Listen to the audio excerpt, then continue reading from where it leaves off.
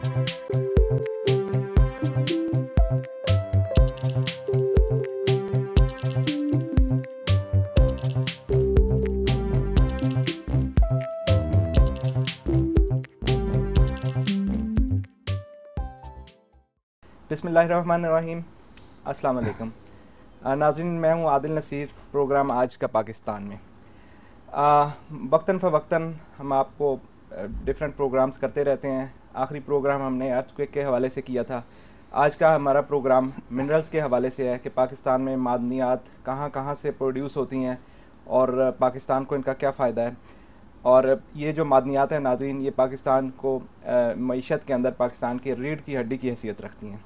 आज के हमारे जो प्रोग्राम में गेस्ट हैं उनका नाम है professor doctor Tahseenullah Khan. Senior professor हैं department of earth and environmental sciences में, हेड ऑफ़ डिपार्टमेंट हैं और इनका इंडस्ट्री के अंदर गवर्नमेंट ऑफ पाकिस्तान में तकरीबन 38 साल का एक्सपीरियंस है और बहरिया यूनिवर्सिटी में ये 2010 से काम कर रहे हैं और अभी ये हेड ऑफ़ डिपार्टमेंट भी हैं।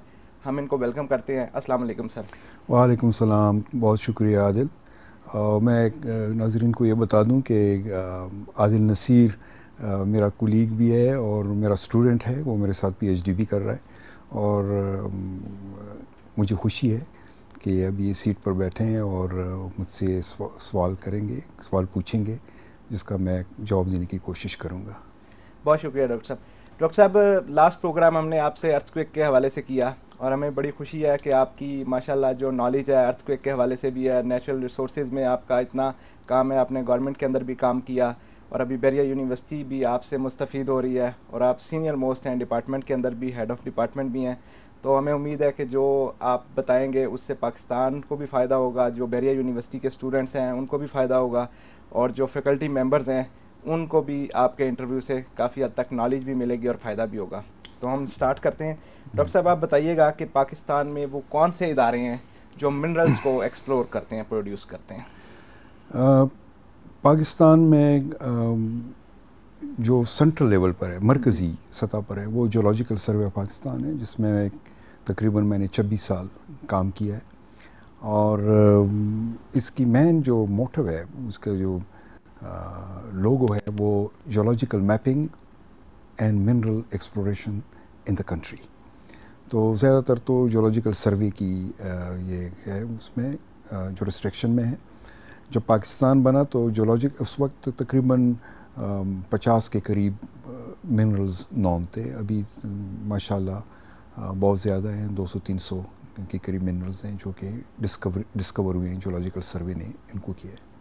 इसके अलावा प्रोविंशियल सतह पर directorate general mines and minerals, वो हर एक प्रोविंस में एक इदारा है जो कि सरकारी सतह पर प्रोविंशियल लेवल पर ये मिनरल एक्सप्लोरेशन वगैरह करती है, क्योंकि ये 18th अमेंडमेंट के बाद ये जो मिनरल्स हैं ये प्रोविंशियल सेक्टर में आता है, तो वो प्रोविंसेस ही इनको डील करती है। इसके अलावा और भी बहुत से प्राइवेट कंपनीज़ हैं जिन्होंने लीज़ ली हैं और वो ये मिनरल एक्सप्लोरेशन और माइनिंग में इन्वॉल्व हैं। जी डॉक्टर साहब, आपने ये जो बताया कि 200-300 इकसाम के मिनरल्स मौजूद हैं, ये किन बेसिस पे ऊपर ये पता चलता है कि ये इनकी जो इकसाम है, इनको आप डिवाइड करते हैं? इसमें मिनरल्स हम 4 किस्म के होते हैं। एक धाती मादनियात हैं जिसको हम ओर्स कहते हैं, ओर मिनरल्स कहते हैं। एक मिनरल इसकी जो क्लासिफिकेशन है वो इंडस्ट्री के लिए होता है, उसको हम इंडस्ट्रियल मिनरल्स कहते हैं। तीसरा जेमस्टोन्स है और चौथा फॉसिल फ्यूल ये मिनरल्स हैं जो कोल वगैरह ये इसमें वो आता है। तो ज़ाहिर है कि इनकी कैटेगरीज़ डिफरेंट हैं, तो ये सारी चीज़ें इसमें आती हैं, जो जितनी भी डिस्कवरीज़ वगैरह हुई हैं इन सारे आती हैं इसमें। डॉक्टर साहब, मुख्तलिफ़ इदारे हैं जो मिनरल्स को एक्सप्लोर कर रहे हैं, तो ये बताइएगा कि कौन से इदारे वफाकी हुकूमत के अंदर आते हैं और कौन से सूबाई हुकूमत के अंदर आते हैं? इस तरह मैंने पहले कहा था कि जियोलॉजिकल सर्वे ऑफ पाकिस्तान ये तो वफाकी इदारा है और ministry of petroleum natural resources का ये अटैच डिपार्टमेंट कहलाता है, और बाकी जो सूबाई हैं वही directorate general mines and minerals, वो प्रोविंशियल इदारे हैं। और इसके अलावा पंजाब में भी है, पंजाब मिनरल, वो भी मादनियात की को डील करती है। इस तरह चिन्योट में वो ये डिपार्टमेंट उसको लुक आफ्टर करते हैं। जी डॉक्टर साहब, ये जो 18वीं तरमीम आई थी पार्लियामेंट के अंदर, इनसे पाकिस्तान को क्या फ़ायदा हुआ है और पाकिस्तान को क्या नुकसान हुआ है मिनरल्स के हवाले से? कोई इदारे वफाक से निकल के सूबे में चले गए हैं या सूबाई हुकूमत का जो फ़ंड था वो ट्रांसफ़र हुआ है कैपिटल के अंदर? इसके बारे में थोड़ा सा बताइएगा। इसमें इतना फ़र्क तो नहीं हुआ है, क्योंकि ज़ाहिर है कि मादनियात तो है ही सरकारी, जहाँ पर भी निकलते हैं वो सरकार का होता है, उसमें उसकी प्रॉपर्टी होती है। सिर्फ रॉयल्टी दी जाती है जो जिनकी ज़मीन हो या जो इलाके जिसके हों। और इसमें ज़ाहिर है कि मिनरल सेक्टर तो है ही प्रोविंशियल सेक्टर है, और इनकी मिनरल पॉलिसीज़ वगैरह पहले सेंटर की एक मिनरल पॉलिसी होती थी जो कि फेडरल लेवल पर होती थी। अभी तो हर प्रोविंस का अपना एक मिनरल पॉलिसी है, वही चलाती है इसमें। और ज़ाहिर है कि इसमें कोई इतना फ़र्क तो नहीं पड़ा है। और हम ऑयल की तरफ अगर आ जाएं तो OGDCL जो oil and gas development company है, जिसका ऑफिस इस्लामाबाद में सेंट्रल लेवल पर है, लेकिन KPOGCL भी बना है, Khyber Pakhtunkhwa oil and gas company limited, जो कि प्रोविंशियल गवर्नमेंट की है, वहाँ पर वो उसको डील कर रही है। डॉक्टर साहब, ये जो मादनियात का हमारे नाजरीन को किसी को मतलब भी शायद ना पता हो या कुछ लोगों को पता है, थोड़ा सा आसान अल्फाज में बताइएगा कि मादनियात को हम डिफ़ाइन कैसे करते हैं, क्या मतलब क्या है मादनियात का? मादनियात तो ज़ाहिर है कि ये तो नेचुरल रिसोर्सेज हैं, और ये कितने किस्म के होते हैं? पहले भी मैंने आपको बताया कि ये मादनियात तो एक जो मेन डिवीज़न है, मेन जो इसकी क्लासिफिकेशन है, वो एक और मिनरल्स हैं जिसको हम धाती मादनियात कहते हैं। मिसाल के तौर पर तांबा, लोहा, सोना, सिल्वर, प्लाटीनम और जस्त, सीसा। और इसके अलावा और भी हैं मेटल्स जिसको हम कहते हैं धात, और यूरेनियम ये भी आता है जो रेडियो एक्टिव है, थोरियम, इस किस्म के। और बाकी जो इंडस्ट्रीज़ के साथ जो इंडस्ट्रियल मिनरल्स हैं वो लाइमस्टोन है जो सीमेंट में इस्तेमाल होता है, और इसके अलावा डोलोमाइट है, जिप्सम है जिसको प्लास्टर ऑफ पेरिस में इस्तेमाल होता है, क्लेस जो मिट्टी है ये भी इंडस्ट्रियल मिनरल्स में इस्तेमाल होते हैं, बेंटोनाइट क्ले ये ड्रिलिंग, जहाँ पर ऑयल के लिए ड्रिलिंग हो रही है उसमें इस्तेमाल होता है। और बहुत से हैं इसके, कैल्साइट है जो शुगर इंडस्ट्री में इस्तेमाल होता है, और पेपर फिलिंग में जो सफ़ेद जो रंग है उसमें भी कैल्साइट को इस्तेमाल किया जाता है। क्यूलिन, चाइना क्ले ये सिरामिक्स में यूज़ होता है, और आजकल तो ऑटोमोबाइल्स में भी, मेडिकल उसमें भी इसको यूज़ किया जाता है। इसके अलावा जिमस्टोन्स हैं, उनकी अपनी एक कैरेक्टरिस्टिक है, वो मिनरल जो खूबसूरती शो करे, दिखाए, वो हम जिमस्टोन कहलाते हैं, तो उसकी अपनी एक क्लास है। और इसके अलावा मिनरल फ्यूल जो कोल हो गया या गैस, ऑयल, ये भी इसमें आते हैं। ये डॉक्टर साहब आपने इतने नाम लिए हैं, ये कितने अरसे से आपको याद है इन मिनरल्स के नाम? और स्टूडेंट्स को भी आपके याद होने चाहिए ये सारी चीज़ें, आपकी नॉलेज है इन चीज़ में। ज़ाहिर है कि हमारा वास्ता ही इसी के साथ रहा है ना। मैं तो इकोनॉमिक जियोलॉजी पढ़ाता रहा हूँ, और अभी MS में, PhD में मिनरल एक्सप्लोरेशन और प्रोस्पेक्टिंग ये भी पढ़ाता हूँ, तो ये तो मेरा सब्जेक्ट है। डॉक्टर साहब, इंडस्ट्री से भी लोग आपसे आके पूछते हैं इस किस्म की चीज़ें, और किस हद तक वो बेनिफिट होते हैं आपके एक्सपीरियंस से और आपकी नॉलेज से? इंडस्ट्री तो इतनी नहीं है, इसकी इतनी डेवलप नहीं है, और बदकिस्मती से रुझान इतना मिनरल्स की तरफ लोगों का नहीं है, ज़्यादातर ऑयल और गैस की तरफ जा रहे होते हैं। लेकिन फिर भी लोकल स्केल पर, मतलब छोटे पैमाने पर जो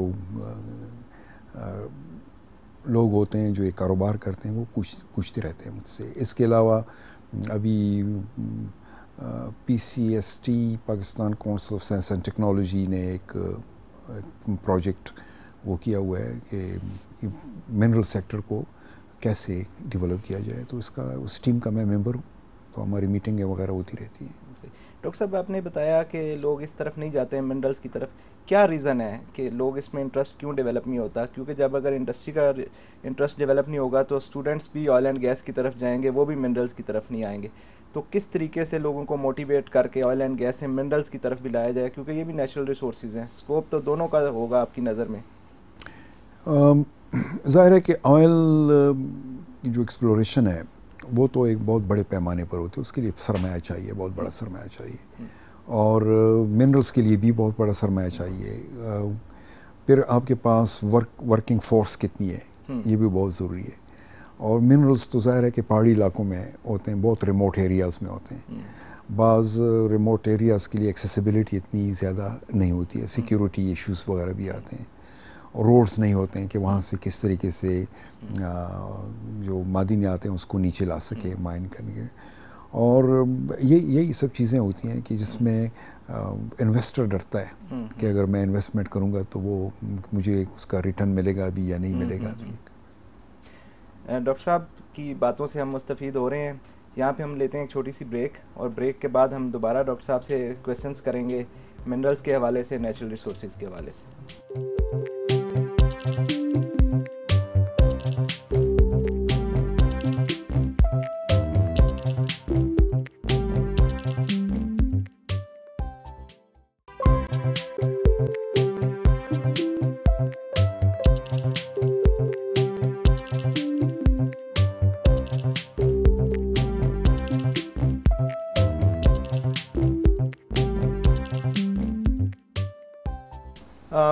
वेलकम बैक नाज़रीन। हमारे साथ प्रोफेसर डॉक्टर तहसीन मौजूद हैं और हम इनसे मज़ीद क्वेश्चंस करते हैं मिनरल्स के हवाले से। डॉक्टर साहब, ये बताइएगा कि ये जो मिनरल्स में एक टर्म यूज़ होती है ग्रेड और कट ऑफ ग्रेड, इसका क्या मतलब है? थोड़े से आसान अल्फाज में बताइएगा ताकि जो लोग जियोलॉजिस्ट और जियोफिज़िक्स नहीं है वो भी इस चीज़ को समझ सकें। ये तो इस तरह लगता है कि मैंने आपको बताया कि ये क्वेश्चन आप मुझसे करें। ग्रेड हमेशा ये कहते हैं कि इस टॉप ग्रेड है या मीडियम ग्रेड है, लो ग्रेड है। ये उस मेटल की कंसंट्रेशन पर है कि वो कितनी मिकदार में पाया जाता है, और ज़ाहिर है कि उसकी परसेंटेज हम मालूम करते हैं। अगर वो कम मिकदार में हो तो पार्ट्स पर मिलियन हम ये यूनिट यूज़ करते हैं। ख़ास करके गोल्ड वगैरह, सिल्वर, जो प्रेशियस मेटल्स हैं उनके लिए पार्ट्स पर मिलियन हो गया। अगर गोल्ड 1 पार्ट पर मिलियन भी एक रॉक में आ जाए तो वो भी इकोनॉमिकल कंसिडर किया जाता है कि वो इलाका कितना बड़ा है। अगर बड़ा इलाका हो तो इसको हम इकोनॉमिकल कहते हैं। और इस तरीके से तांबा है जिसको हम कॉपर कहते हैं, अगर वो 0.4%, 0.4% भी आ जाए उसमें एक मिनरल के अंदर तो हम इसको इकोनॉमिकल कंसिडर करते हैं। तो वो ये ग्रेड होता है इसका। और कट ऑफ ग्रेड इसकी जो कम से कम मिकदार को हम जब लेते हैं वो कट ऑफ ग्रेड कहलाता है। मिसाल के तौर पर अगर एक जगह पर हमें लोहा वो 98% आता है और हमें पता है कि लोहा 30% तक ये इकोनॉमिकल है, इंडस्ट्री इसको मांगती है, तो हम फिर 98% वाले को हम छेड़ते नहीं हैं, पर हम उस पत्थर को देखते हैं जिसमें 30, 32, 33, 24, 20 इस किस्म के वो उसकी कंसंट्रेशन परसेंटेज आ जाए, फिर हम उसको एवरेज कर देते हैं। इसको हम कट ऑफ ग्रेड कहते हैं। डॉक्टर साहब, ये बताइएगा कि ये मादनियात की तलाश कैसे की जाती है? कहाँ से हम बेसिक इसको स्टार्ट करते हैं? अगर कोई कंपनी पाकिस्तान में आके एक्सप्लोर करना चाहे या कोई लोकल लेवल पे लोग स्टार्ट करना चाहें तो किस तरीके से इसकी तलाश की जाती है? ये तो ज़्यादातर अगर आप मुझसे पूछें तो हमारे इलाकों में तो ज़्यादातर ये मादनियात वगैरह चरवाही उसकी तलाश करते हैं। जब वो भेड़ बकरियां पहाड़ों पर ले जाते हैं तो उनको कोई पत्थर शत्तर मिल जाता है और वो नीचे बाज़ार वगैरह में ले आते हैं, तो फिर उसी से उसकी एक्सप्लोरेशन स्टार्ट होती है, तलाश स्टार्ट होती है। ये हर मादनियात का अपना एक ख़ास किस्म का तरीक़ाकार नहीं होता है कि मिसाल के तौर पर तांबा है, वो किस किस्म के पहाड़ों में पाया जाता है, या लोहा किस किस्म के पहाड़ों में पाया जाता है, नमक किस किस्म के पहाड़ों में पाई जाती है।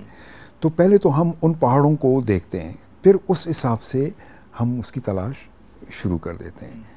पहले हम पहाड़ों को स्टडी करते हैं, फिर हमें अंदाज़ा होता है कि इस पहाड़ में तांबा हो सकता है या नहीं हो सकता, तो फिर हम इसकी एक्सप्लोरेशन स्टार्ट डॉक्टर साहब, ये इसको फाइंड आउट करने के लिए क्या इंसान को जियोलॉजिस्ट या जियोफिजिस्ट होना ज़रूरी है, या एक आम इंसान जिसने मैनेजमेंट साइंसेस के अंदर जिसकी स्किल्स हैं, या समटाइम्स लोग होते हैं जो पढ़े लिखे नहीं होते हमारी नेचुरल रिसोर्सेज के अंदर, लेकिन उनका एक्सपीरियंस फील्ड पे काम कर करके इतना हो जाता है कि वो चीज़ों को बगैर अपने एक्सपीरियंस से ही एक्सप्लोर कर लेते हैं। तो ये बताइएगा कि क्या जियोलॉजी जियोफिजिक्स की डिग्री होना ज़रूरी है इसको फाइंड आउट करने के लिए? नहीं, इसमें मेरे पास एक ग्रुप आया था, उन्होंने एक जगह लीज पर ली है टाइटेनियम के लिए। टाइटेनियम भी एक धात है और ये बहुत इम्पोर्टेंट धात है, क्योंकि इंसान की बॉडी सिर्फ टाइटेनियम ही को एक्सेप्ट करती है, बाकी किसी धात को नहीं करती। तो वो तो ज़ाहिर है कि वो मैनेजमेंट साइंसेस के थे वो बंदे, वो तो जियोलॉजिस्ट भी नहीं थे, लेकिन मुझसे गाइडेंस ज़रूर उन्होंने ली। लेकिन उन्होंने मुझे ये भी रिक्वेस्ट की कि अगर कोई एक्सपीरियंस जियोलॉजिस्ट है तो वो उनके साथ जाए, एंड वो उनको पैसे देंगे और उनको रखेंगे ताकि वो उनको प्रॉपर तरीके से गाइडेंस दे। और उनकी ज़ाहिर है कि ये जो डिस्कवरी वगैरह हुई है ये तो जियोलॉजिस्ट ही करते हैं, खासकर टाइटेनियम। कोई आम आदमी को तो पता नहीं है कि इसमें टाइटेनियम की कितनी मकदार है। कि जियोलॉजिस्ट या कोई भी अगर कोई आदमी उसको कलेक्ट करता है, हासिल करता है पहाड़ से या किसी और से, तो वो ज़ाहिर है कि वो लैब भेजेगा उसकी। तो लैब में तो ये जियोलॉजिस्ट और ये लोग बैठे होते हैं, उनके वो एनालिसिस करते हैं। तो मतलब कि ये एक मुश्तरका काम होता है कि इसमें हर एक आदमी आ सकता है, इन्वेस्टर आ सकता है, वो इन्वेस्टमेंट कर सकता है। इन्वेस्टर के लिए ज़रूरी तो नहीं है कि वो जियोलॉजिस्ट होगा या जो फिजिसिस्ट होगा, लेकिन उसकी एक्सपर्टीज़ ज़रूर उनको हासिल करनी होगी। अच्छा डॉक्टर साहब, अगर पाकिस्तान का मैप हम अपने माइंड में लेके आएँ, जो पाकिस्तान की जियोग्राफिक लोकेशन है, उसको देखते हुए आप बताइएगा कि पाकिस्तान में मिनरल्स किस किस जगह के ऊपर पाए जाते हैं? पाकिस्तान में मिनरल सारे पाकिस्तान में पाए जाते हैं, बेसन्स वाइज अगर डिवीजन उसमें। अब हम अगर बलूचिस्तान को देखें तो वो कहते हैं कि पाकिस्तान कुदरती वसाइल से माला माल है, लेकिन उनके वाकई बलूचिस्तान तो है ही माला माल। ख़ास करके जो चागी का डिस्ट्रिक्ट है, मैंने काम किया वहाँ पर, 3 साल मैंने एक्सप्लोरेशन की है। संदक जो कॉपर माइन है वो इन ऑपरेशन है, और उसको हम पोर्फरी कॉपर डिपॉजिट कहते हैं। और इसके अलावा रेकुदिक है जो दुनिया का 12वां उसका रिज़र्व है, जो मैंने जो सुना है, जो क्योंकि उस पर एक PhD ऑलरेडी हो चुकी है, एक तो उसका लेक्चर मैंने अटेंड किया था, एक बकौल उसके केस की ये एस्टिमेट्स जो उन्होंने दी थी। और उसमें कॉपर है, सिल्वर है, तो या इसके अलावा बलानौश है, वो ज़ियारत नाकुंडी, उसमें लेड जिंक है, और खुजदार में लेड जिंक है, वो भी चाइनीज़ कंपनी काम कर रही है, माइनिंग शुरू है बहुत पहले से। और इसके अलावा दिलबंद आयरन ओर है बलूचिस्तान में, वो भी है। कलाबाग का आयरन ओर इतना नहीं है, ठीक नहीं है, उसकी क्वालिटी ठीक नहीं, लेकिन है, मौजूद है। और तो ये अगर आप देखें केवड़ा साल्ट माइंस, ये बहुत बड़ी साल्ट माइंस हैं जो कि। और इसके अलावा और भी चाइना क्ले, नगर पार्कर में चाइना क्ले है, मैंने देखा है वो इलाका, मैंने काम किया है। और इसके अलावा शेडेरी स्वात में उसकी तो फैक्ट्री भी है चाइना क्ले की, वहाँ से वो।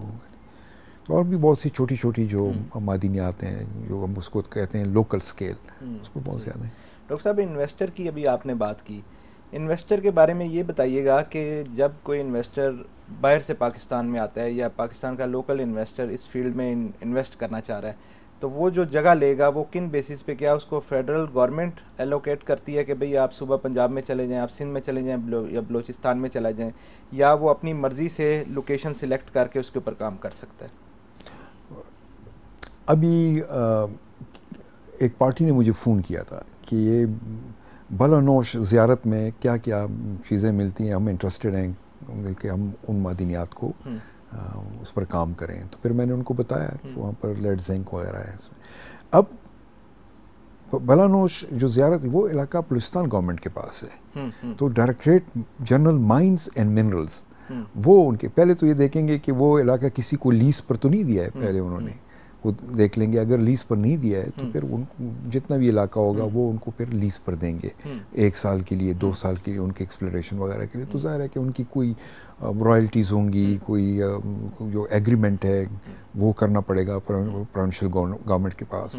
अगर वो गिलगित बल्तिस्तान प्रोविंस में करता है तो फिर उस की गवर्नमेंट की वो जो रिस्ट्रिक्शन में आता है ये चीज़ें आती हैं। तो जो सेंट्रल का है तो सेंटर के उसमें आएगा। डॉक्टर साहब, हम नेचुरल रिसोर्सेज की ओवरऑल बात कर रहे हैं, ज़्यादा बात हमने मिनरल्स के ऊपर की।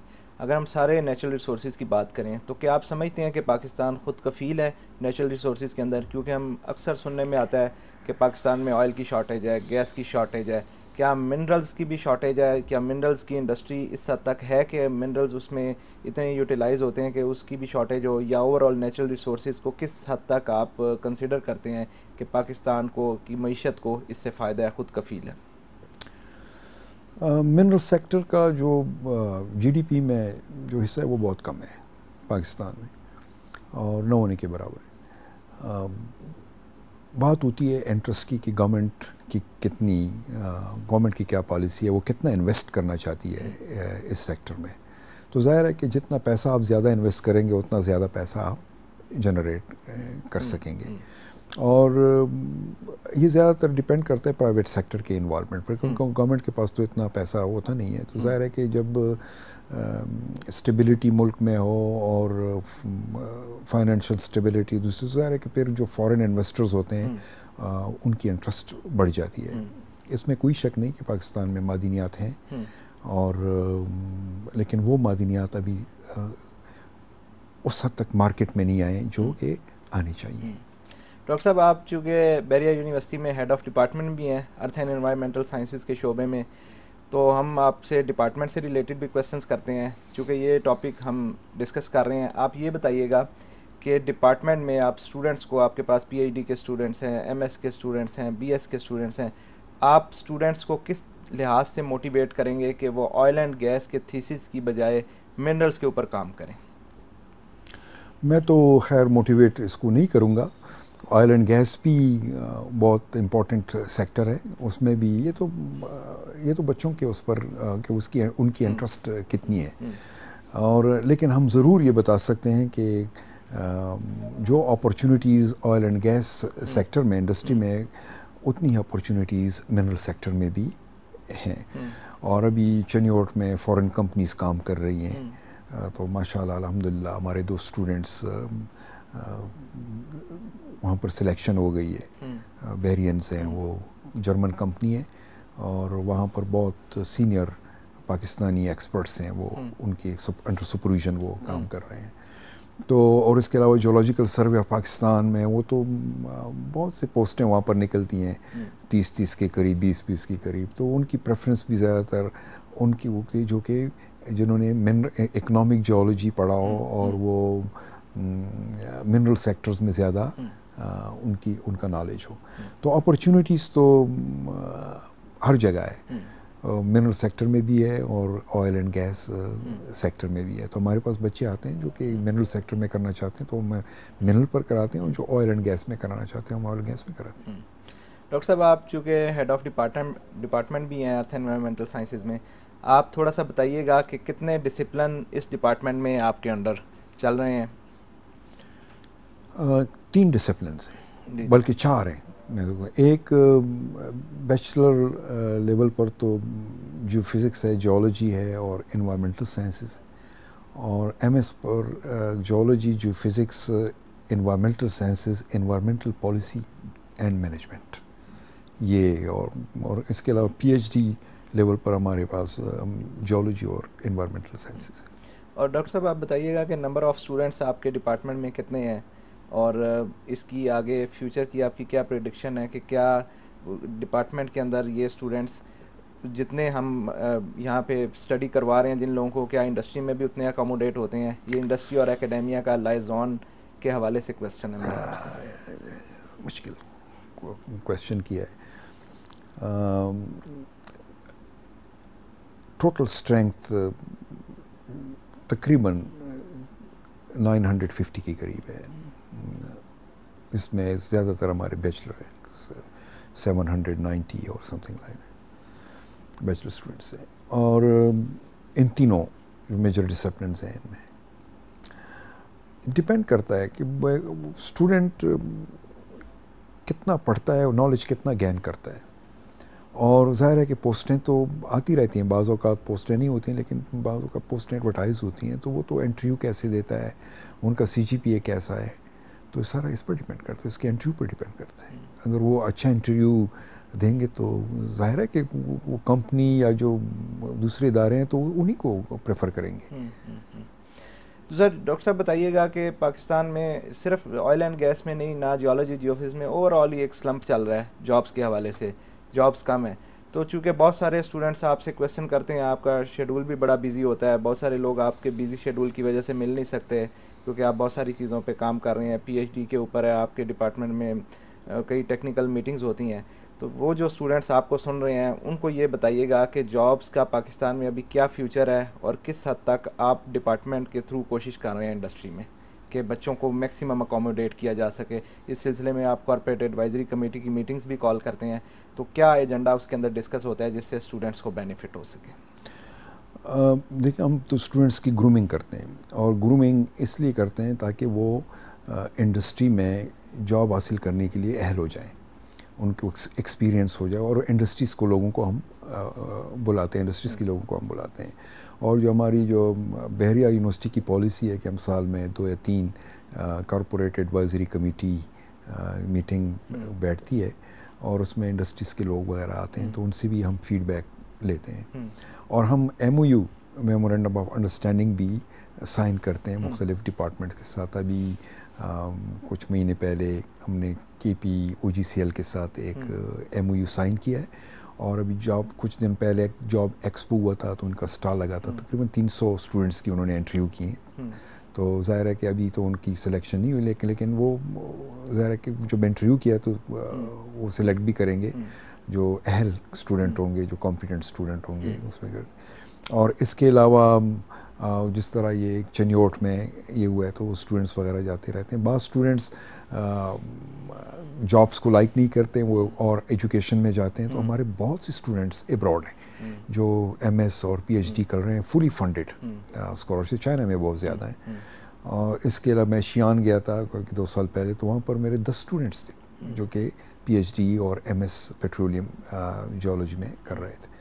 बाद स्टूडेंट्स जॉब को प्रेफर नहीं करते हैं, वो बिज़नेस उन्होंने स्टार्ट किया हुआ है। तो ये, और बाद तो CSS के लिए भी तैयारी करते हैं, तो उसकी तो ओरिएंटेशन होती है कि आपको आगे कैसे बढ़ना होता है।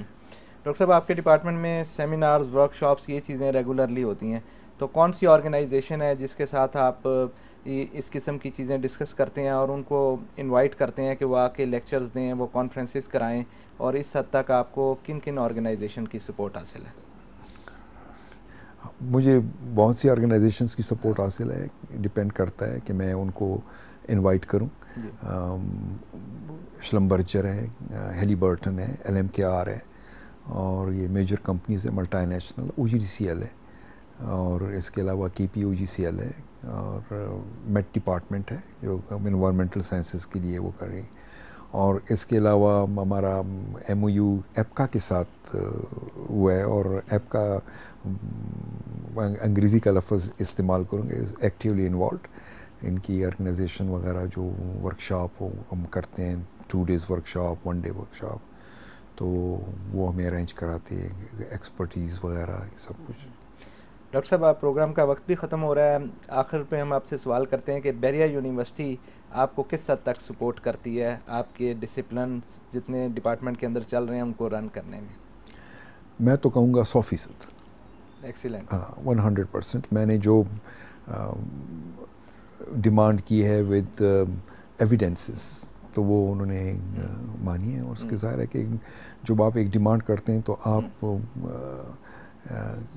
सॉलिड ग्राउंड्स पर वो चीज़ें करते होंगे, क्योंकि ज़ाहिर है कि हमने तो ये बहरिया इज़ आवर यूनिवर्सिटी, वो हमारी यूनिवर्सिटी है, हमारा अर्थ साइंसेज हमारा डिपार्टमेंट है, और बच्चे हम हैं तो बच्चे आएंगे, अगर बच्चे हैं तो हम होंगे।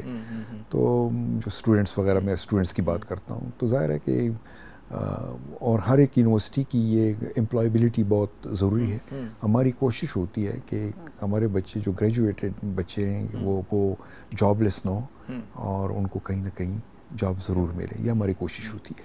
नाज़रीन, जैसा कि डॉक्टर साहब ने बताया कि बहरिया यूनिवर्सिटी की उनको 100% सपोर्ट हासिल है, तो ये स्टूडेंट्स के लिए भी एक मैसेज है डॉक्टर साहब की तरफ से कि जो स्टूडेंट्स के मसाइल होते हैं, ये उनको इनकी ऑफिस के अंदर टाइमिंग है, ये स्टूडेंट्स के पेरेंट्स को भी मिलते हैं, स्टूडेंट्स के साथ भी इंटरेक्शन करते हैं, पर्सनली जाके क्लासेस में भी विज़िट करते हैं, फैकल्टी के साथ भी इंटरेक्शन करते हैं, विजिटिंग फैकल्टी के साथ भी इनके सेशंस होते हैं।